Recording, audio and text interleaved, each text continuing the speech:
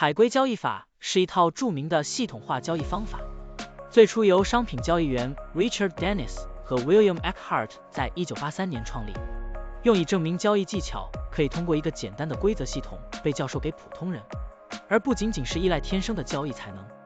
海龟交易系统并不限定于特定的商品或市场，它可以应用于股票、加密货币、期货和外汇等各种市场。现在，我们就设定一些参数，让 Stocktunning AI 帮我们生成程序，对 Ethereum、FUSD 进行回测计算。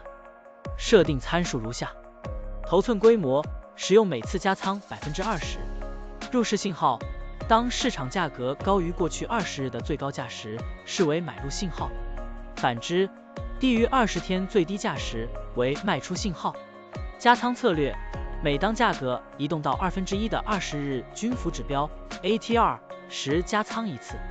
运行时间从2023年1月1日到2024年5月10日。交易手续费设定为 0.10%。好了，按照上面的设定，视频下方就是持仓的情况，蓝色为股票仓位，黄色为现金仓位。累计交易37次，期末持仓价值110203.70元，盈利 10.20%。相比持仓不动，多盈利负 132.08%。如果你希望使用更长期的信号，可以把参数修改为跟踪55天最高价突破时建仓，其他参数也按照55天周期来设置，这样就可以得到新的回测结果。累计交易30次，期末持仓价值97178.36元，盈利负 2.82%。相比持仓不动，多盈利负 145.11%。